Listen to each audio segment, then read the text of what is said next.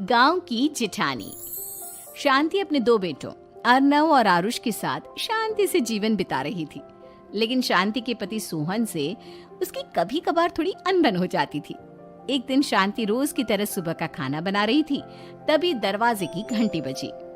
घंटी की आवाज सुनकर वो दरवाजे की ओर जाती हुई कहती है, अरे आती हूँ, कौन है, सब्र करो। शांति दरवाजा खोलती है तो देखती है कि उसके जेठ मोहनदास सामने खड़े होते हैं। वो सक पकाकर अपना घूंघट करती है और पैर छूकर कहती है, आइए आइए जेठ जी। कैसी हो शांति?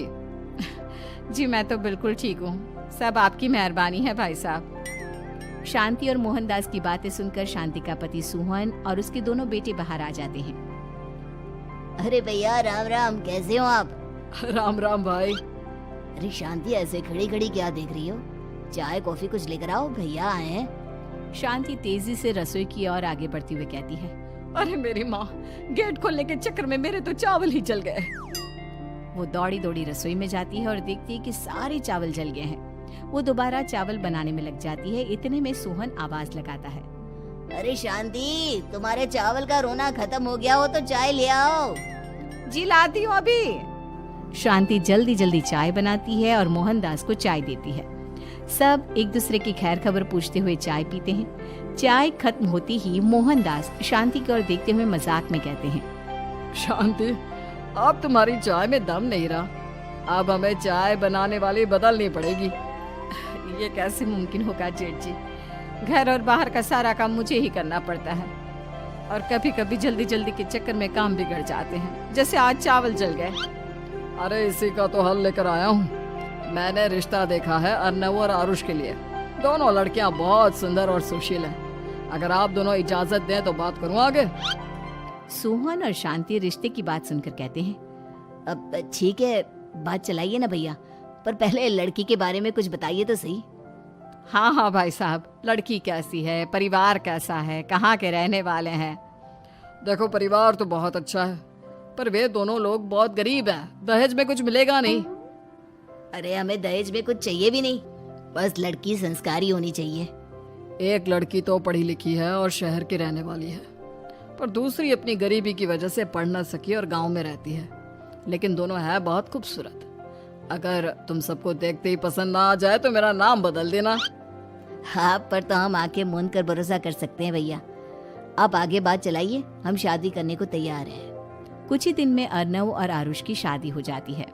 आरुष की शादी अनपढ़ लड़की मंजरी से हो जाती है, जो कि बहुत भोली भी होती है, और अर्नव की शादी पढ़ी लिखी लड़की तनुजा से हो जाती है, जो कि घमंडी और चालू होती है।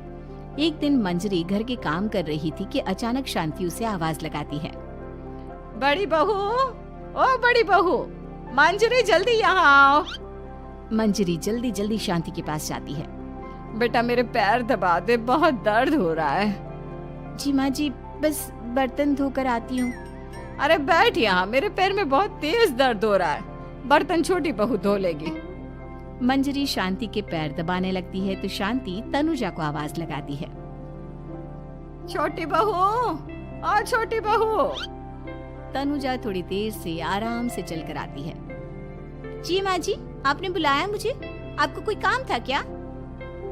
तू कुछ काम कर रही है या? शांति की बात काटते हुए तनुजा बोलती है, कुछ नहीं माँ, फोन पर अपने घर पर बात कर रही थी। अरे बाद में बात करियो अपने घर वालों से, पहले जाके बर्तन धो ले। तनुजा मुंह बनाते हुए अपनी जेठानी की ओर देखती है और मन ही मन कहती है, ये महारानी वहाँ बैठी है, ये नहीं कि बर्तन धो ले। मैंने इतनी पढ़ाई बर्तन धोने के लिए की थी क्या? तनुजा दांत पीसकर वहाँ से चली जाती है। अगले दिन सब दफ्तर चले जाते हैं, तभी डाकिया चिट्ठी लाता है। शांति चिट्ठी लेकर मंजरी से कहती है, बड़ी बहू, जरा छोटी बहू को बुलाना, एक चिट्ठी आई है। मेरी तो आंखें कमजोर है तो मुझसे पढ़ा नहीं जाएगा।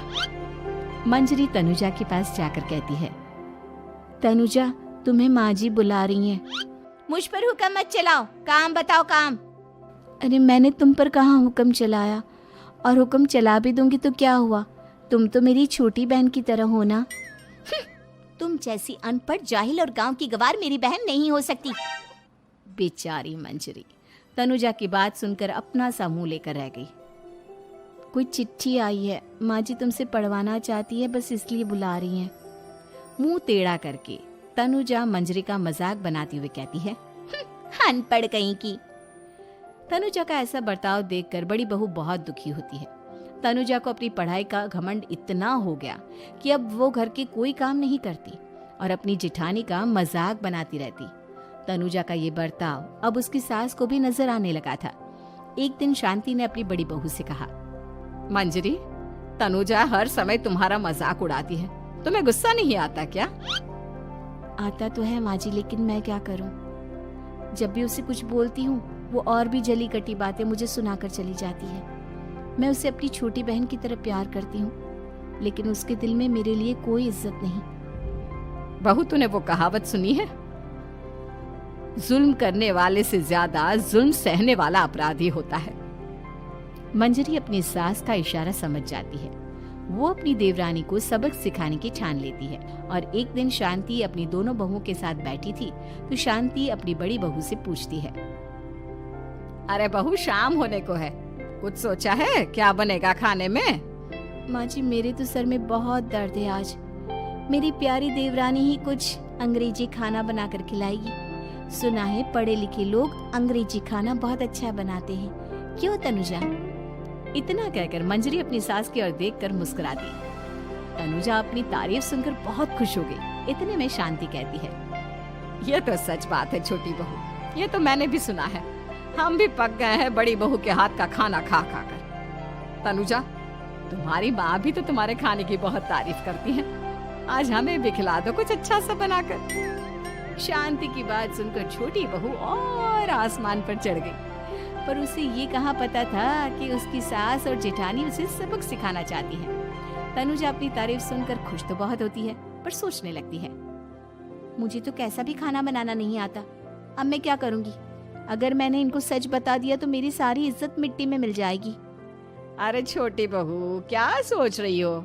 खिलाओगी ना अपने हाथ का अंग्रेजी खाना? छोटी बहू हाँ में सर हिला देती है। अचानक से उसके दिमाग में एक आइडिया आता है, मैं इंटरनेट से देखकर कुछ बना लेती हूँ, मेरी वाहवाही पूरे घर में हो जाएगी। मुझे कौन सा रोज रोज बनाना है। माँ जी, आज आप सबको ऐसा खाना खिलाऊंगी, ऐसा खाना खिलाऊंगी कि। इतने में शांति छोटी बहू की टांग खींचते हुए कहती है कि पता नहीं कैसा खाना खिलाओगी, ए ऊपर वाले हमारी रक्षा करना। इतना बोलकर शांति और मंजरी दोनों जोर जोर से हंसने लगते हैं।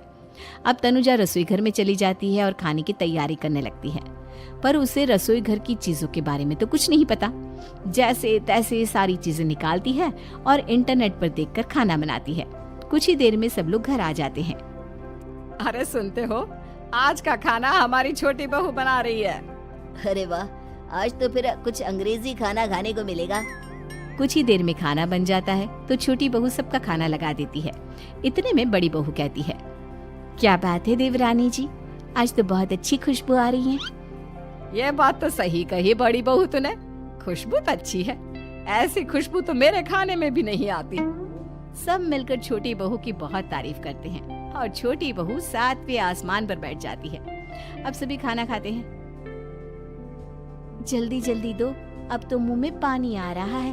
हाँ हाँ, मुझसे भी नहीं रुका जा रहा। जैसे ही सोहन एक निवाला खाता है तो उसकी आंखों से पानी आने लगता है। ये देखकर शांति सोहन से पूछती है, क्या हुआ जी, खाना इतना अच्छा बना है कि आंखों से पानी आ गया? सोहन चुप रहता है और धीरे धीरे से खाना शुरू कर देता है। इतने में सोहन छोटी बहू से कहता है, बेटी तुम भी तो खाओ, तुम क्यों रुकी हो, खाना सच में बहुत अच्छा है। ये कहकर सोहन जोर से हंस देता है। फिर सब खाना खाने लगते हैं, लेकिन खाने में नमक और मिर्च तेज हो गई थी।